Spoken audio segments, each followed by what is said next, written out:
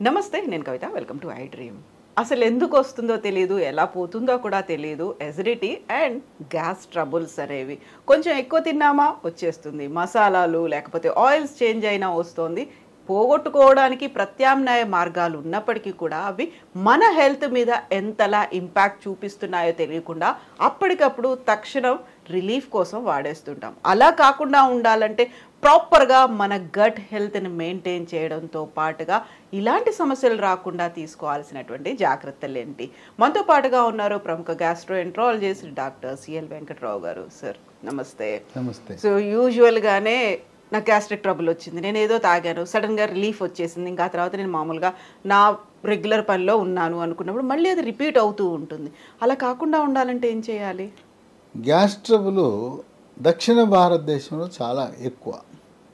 తెలంగాణ, ఆంధ్రప్రదేశ్, కర్ణాటక, కేరళ, తమిళనాడులో ఎక్కువ. దీనికి కారణం ఏంటంటే పులుపు, కారం, మసాలా. మనం పచ్చిమిరపకాయ, ఎండుమిరపకాయ కూరల్లో చూడండి, పచ్చిమిరపకాయ వేస్తాం, ఎండుమిరపకాయ వేస్తారు, ఎండుమిరపకాయ మళ్ళీ కూరలో తాలింపుకి వేస్తారు, మళ్ళీ కారం వేస్తారు, ఇది కాకుండా పెప్పర్ కూడా వేయడం, మళ్ళీ మిరియాలు, మసాలా వేస్తారు.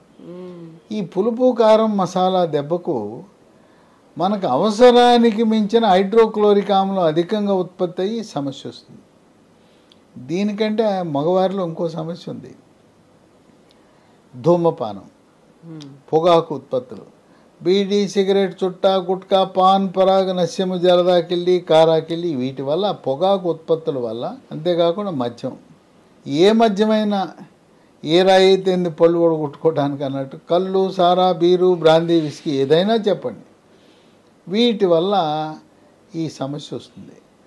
డాక్టర్ ట్యాబ్లెట్లు ఇస్తాడు, వాడుతుంటారు, మళ్ళీ వెళ్ళి తగ్గలేదయ్యా అంటారు.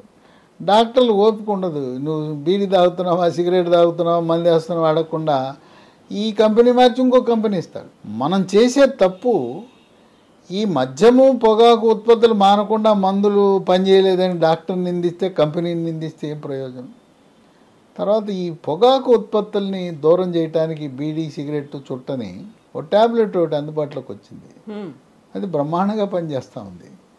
దాని పేరు బూప్రాన్ XL, BUPRON XL, 150 మిల్లీగ్రాములు. వైద్య పరిశోధనల ద్వారా అంతర్జాతీయ స్థాయిలో దీన్ని నిర్ధారించారు. సన్ ఫార్మా అనే కంపెనీ తయారు చేస్తుంది. ఉదయం టిఫిన్ తర్వాత ఒకటి, వరుసగా 3 నెలలు వాడాలి. ఏ మందుల షాపులో అయినా, ఇంగ్లీష్ మందుల షాపులో దొరుకుతుంది. అది వాడి ఈ సిగరెట్టు, మద్యం నియంత్రించినప్పుడే ఆ మందులు పనిచేస్తాయి. మీరు తాగే ఆ మద్యం మందు ఈ మందు పనిచేయదు, ఆ మందు మానితే ఈ మందు పనిచేస్తుంది. అందువల్ల ఈ ఆహారపు అలవాట్లు చాలా ముఖ్యం. ఇంకోటి చాలా ఇబ్బందికరమైంది, ఇంతకుముందు ఉండేది కాదు, ప్రశాంతంగా బతికేసేవారు. ఇప్పుడు మానసిక ఒత్తిడి. ఇంట్లో మహిళకు, మగవాడికి, భార్యాభర్తలు ఇద్దరికీ మానసిక ఒత్తిడి.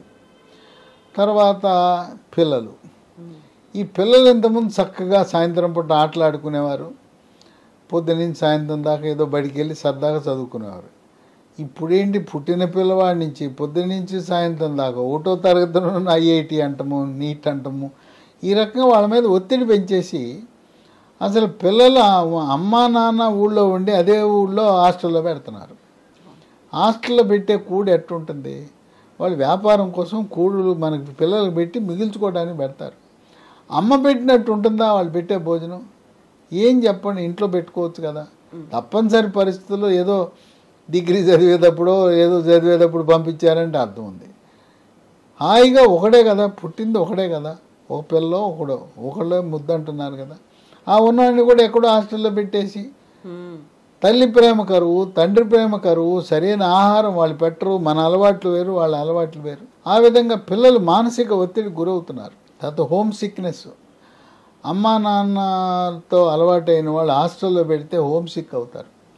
వాళ్ళు పెట్టే ఫుడ్ కూడా మనం అంతే కదా, కాంట్రాక్టర్లు ఉంటారు అక్కడ, దాంట్లో మనం కట్టే మెస్ ఛార్జీలో వాడి ఒక 25% 30% మిగలాలి, వాడికి మిగుల్చుకునే ధోరణిలో చేస్తారు.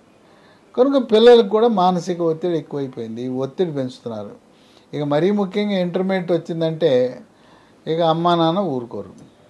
ఇంటర్మీడియట్ బైపీసీ అంటే నీకు నీట్లో ర్యాంకు రావాలి, గవర్నమెంట్ మెడికల్ కాలేజీలో ఎయిమ్స్లో నీకు సీట్ రావాలని చెప్పి ఒత్తిడి చేస్తారు. ఇంట్లో వీళ్ళ ఒత్తిడి అంటే అక్కడికి వెళ్ళగానే వాళ్ళు రుద్దుతుంటారు ఆ కార్పొరేట్ కళాశాల వాళ్ళు. ర్యాంకులు పండించుకోవాలి వాళ్ళు. ఎందుకు టీవీల్లో 1, 2, 3 1, 2, 3 అని చెప్పుకోవాలి. అందుకని క్లాస్కి వెళ్తేనేమో టీచర్, ఇంటికి వస్తే అమ్మ, లేదు ఇంజనీరింగ్ వాళ్ళనేమో జేఈలో ఐఐటీలో ర్యాంకు రావాలి, ఐఐటీలో సీట్ రావాలి. ఈ రకంగా వాళ్ళ మీద ఒత్తిడి పెట్టడం వల్ల మానసిక ఒత్తిడి పెరగడం వల్ల పిల్లలకే గ్యాస్ ట్రబుల్ వస్తూ ఉంది.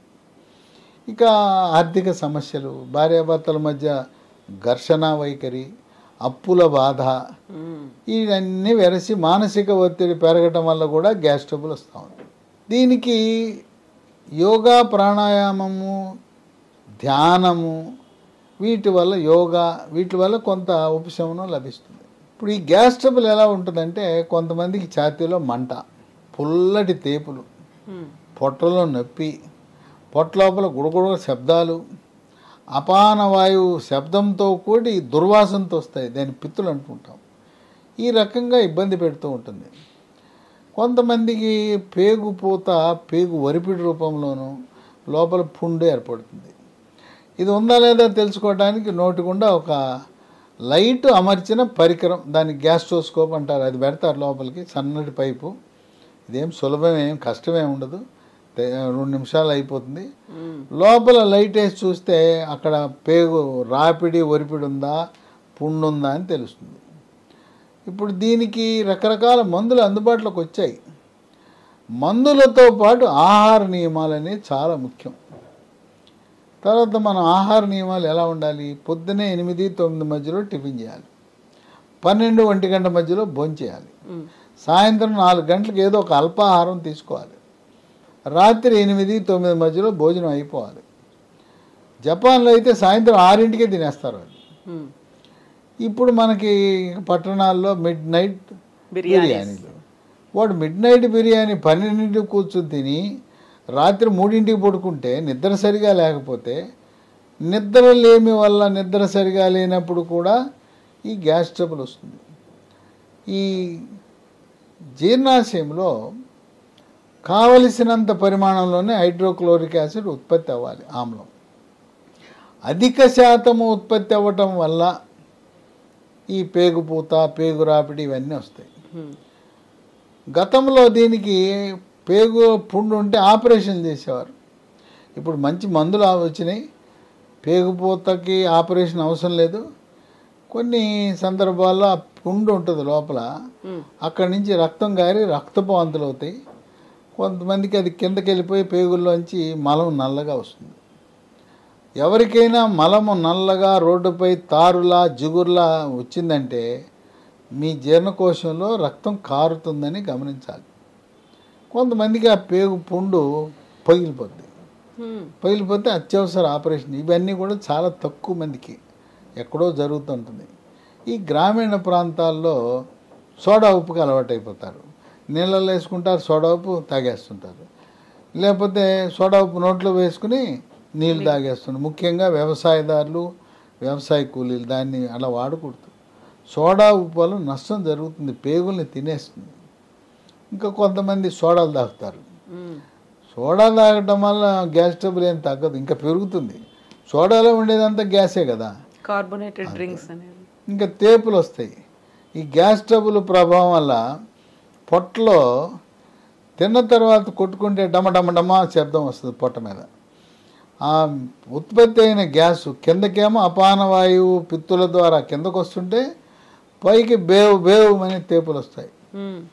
తినగానే పడుకోకూడదు, తిన్న తర్వాత గంట కూర్చొని ఉండాలి. వాకింగ్ అంటే వాకింగ్ చేయొచ్చు, ఎక్కువ కాదు.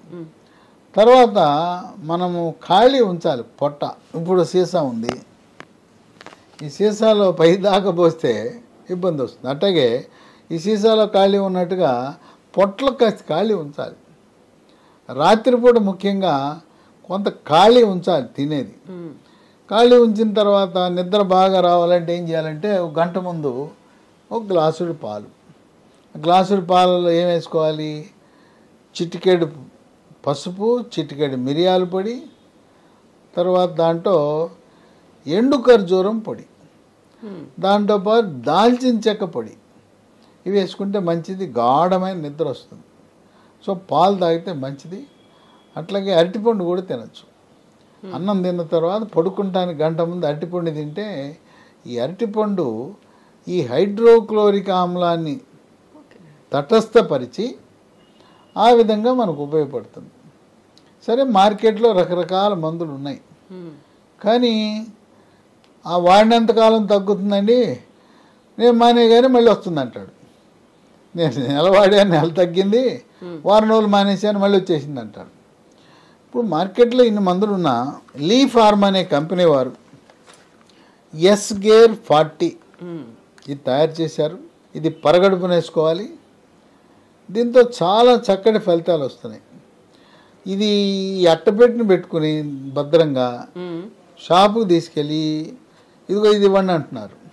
ఇది కొత్తగా వచ్చింది, అన్ని షాపుల్లో అందుబాటులో ఉండదు, కొన్ని షాపుల్లో మాత్రం అందుబాటులో ఉంటుంది. ఇది వాళ్ళు భద్రంగా వాడి దీనివల్ల ఎంతో ఉపశమనాన్ని పొందారు. అయితే కొద్దిమందికి మళ్ళీ తిరగబెడతా ఉంది. ఎవరైనా కోరుకునేది ఏంటంటే ఒక రౌండ్ ట్రీట్మెంట్ తీసుకుంటే తగ్గిపోవాలని. ఒక విశేషం ఏంటంటే ఈ గ్యాస్ ట్రబుల్కి జీర్ణాశయంలో కొన్ని హానికరమైన బ్యాడ్ బ్యాక్టీరియా ఉన్నాయి. వాటిని హెచ్ పైలోరీ అంటారు. ఈ గ్యాస్ట్రోఎంట్రాలజిస్టులు ఎండోస్కోపీ చేసినప్పుడు ఒక చిన్న ముక్క తీసి పరీక్ష చేసి హెచ్ పైలోరీ ఉన్నాయా లేదా అని కూడా చెప్తారు. ఇప్పుడు ఆయన ఏం చేస్తున్నారు, ఈ గ్యాస్ట్రోఎంట్రాలజిస్టులు అక్కడ బ్యాడ్ బ్యాక్టీరియా ఉన్నాయి, చెడు క్రిములు, హానిక్రిములు ఉన్నాయి, దానివల్ల మన గ్యాస్ ట్రబుల్ వస్తుందని వాటిని చంపడానికి యాంటీబయాటిక్ మందులు ఇస్తున్నారు. యాంటీబయాటిక్ మందులు ఇస్తే చచ్చిపోతున్నాయి. ఈ చెడు బ్యాక్టీరియాతో పాటు మంచి బ్యాక్టీరియా కూడా చచ్చిపోతున్నాయి. అంటే మనకు మేలు చేసే బ్యాక్టీరియాను కూడా ఈ యాంటీబయాటిక్స్ పుణ్యమాన్ని చంపేస్తున్నాం. చంపేయటం వల్ల మనకు నష్టం జరుగుతూ ఉంది. కనుక ఈ బ్యాడ్ బ్యాక్టీరియాని చంపడానికి వాటిని మరో బ్యాక్టీరియా, ఇది డైమండ్తో కట్ చేయను అన్నట్టు ఓ బ్యాక్టీరియాని పెట్టి ఆ బ్యాక్టీరియాని చంపేటట్టు చేయాలి. కనుక ఇప్పుడు ఈ లీ ఫార్మా అనే కంపెనీ వారు ఎస్గేర్ అనేది చేశారు. దీంతోపాటు అదే కంపెనీ వాళ్ళు కొన్ని పరిశోధనలు చేసి లాఫెరిన్ బీసీ అని తయారు చేశారు. ఈ లాఫెరిన్ బీసీ ఏంటంటే దీంట్లో ఈ మనకు పనికొచ్చే గుడ్ బ్యాక్టీరియా ఉంటాయి. ఈ గుడ్ బ్యాక్టీరియా ఇది పరగడుపున ఒకటి, ఈ లాఫెరిన్ బీసీ పొద్దున ఒకటి రాత్రి ఒకటి, 1 నెల రోజులు ఒక 60 కలిపి వేస్తే దీంట్లో ఉండే లాక్టోఫెరిన్, బ్యాసిల్లస్ క్లాసీ అని ఉంది. ఇవి వెళ్ళి అక్కడే హెచ్ పైలోరీ ఉంది కదా, వాటిని చంపేస్తాయి. చంపేసి గుడ్ బ్యాక్టీరియా కూర్చుంటాయి అక్కడ. హెచ్ పైలోరీ ఎప్పుడన్నా ఓటో రావడానికి ప్రయత్నించినా ఈ దాడి చేసేస్తాయి.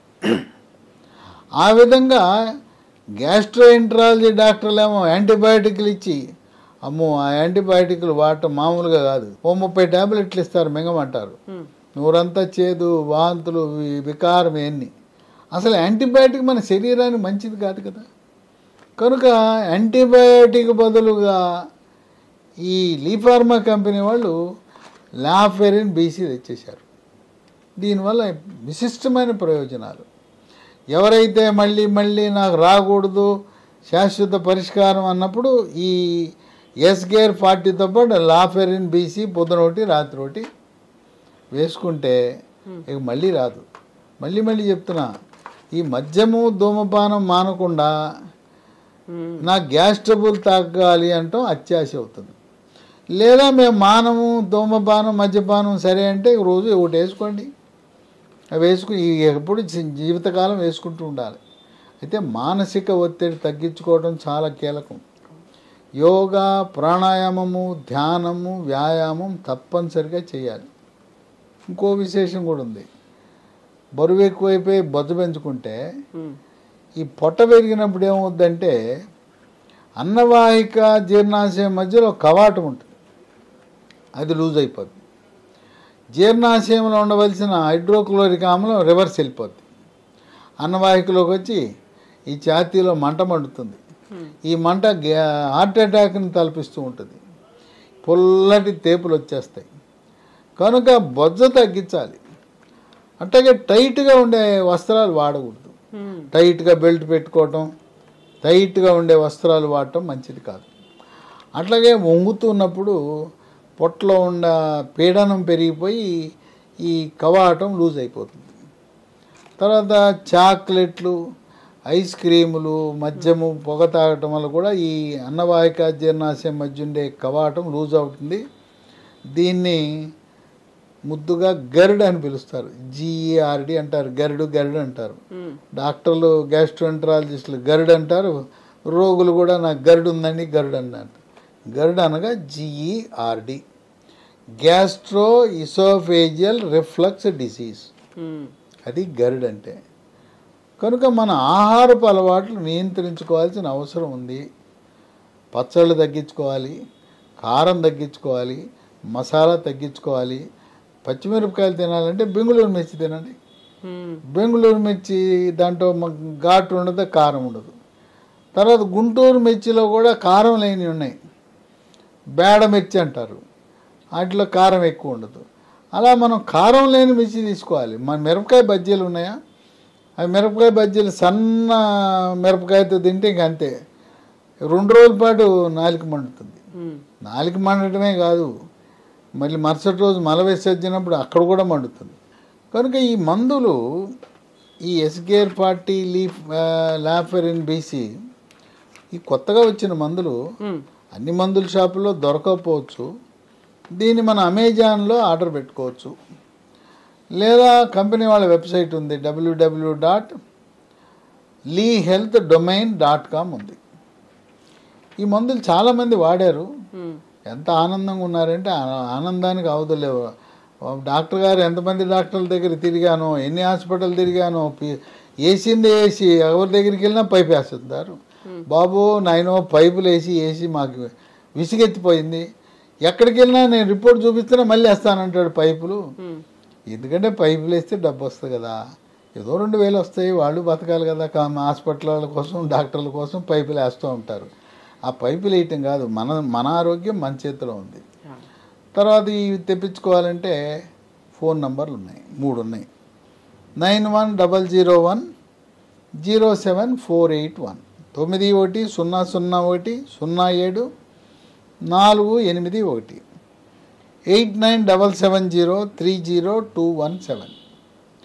9502897374. నేను చెప్పిన నంబర్లు స్క్రీన్ మీద స్క్రోల్ అవుతున్నాయి. ఇవన్నీ కూడా డిస్క్రిప్షన్ బాక్సులు కూడా ఉంటాయి. కనుక దీర్ఘకాలికముగా బాధపడుతున్నవారు, ఇప్పటి వరకు ఇయే వాడారు, కొంతమంది ఎస్గేర్ 40 వాడారు. దీంతోపాటు ఇప్పుడు అదనంగా లాఫెరిన్ BC కలిపి వాడండి. ఇది శాశ్వత పరిష్కారానికి మార్గం సుగమనం అవుతుంది. Yes doctor, thank you so much. Gastric acidity అనేది రాకుండా చూసుకోవడం అనేది మన చేతుల్లోనే ఉంది. ఒకవేళ వచ్చినట్టయితే వాడాల్సినటువంటి ఎస్గేర్ 40 ట్యాబ్లెట్స్ అనేవి ఆన్లైన్లో దొరుకుతూ ఉన్నాయి, అమెజాన్లో ఆర్డర్ పెట్టుకోవచ్చు, లేదంటే www.leehealthdomain.comలో కూడా అవైలబుల్గా ఉన్నాయి. మరింత ఇన్ఫర్మేషన్ కోసం డిస్క్రిప్షన్లో చూడొచ్చు, డీటెయిల్స్ అనేవి ఉన్నాయి. అండ్ స్క్రీన్ మీద నెంబర్స్ కూడా స్క్రోల్ అవుతున్నాయి, కాల్ చేసి ఇన్ఫర్మేషన్ కూడా తెలుసుకోవచ్చు. Sir, one life lesson what medicine has taught you. Whatever you can do without expecting. But I really believe మన పాజిటివ్ యాటిట్యూడ్ ఉంటేనే మనం ఏదైనా సాధించగలం. గట్ని మనం కరెక్ట్గా డీల్ చేసినట్లయితే అది మనకి పాజిటివ్ హార్మోన్స్ని రిలీజ్ చేస్తుంది. షుగర్ వచ్చిన వాళ్ళ పరిస్థితి ఏంటి? పొట్ట దగ్గర పెరిగితే దాన్ని ఆండ్రాయిడ్ అంటారు, ఆండ్రాయిడ్ ఫోన్ కదా. అసలు థాట్స్ ఎందుకు వస్తాయి? బ్రెయిన్ డెడ్ అంటే దానికి ప్రపంచం అంతా కూడా కొన్ని నిర్దిష్టమైనటువంటి లక్షణాలు. మానసికంగా ధైర్యంగా ఉంటే క్యాన్సర్ జయించవచ్చు. You are a doctor for a cause sir, అంతే. వాళ్ళకి వచ్చిన ఆదాయం కాకుండా ఫ్రీ సర్వీస్ ఎంతమందికో చేస్తారు.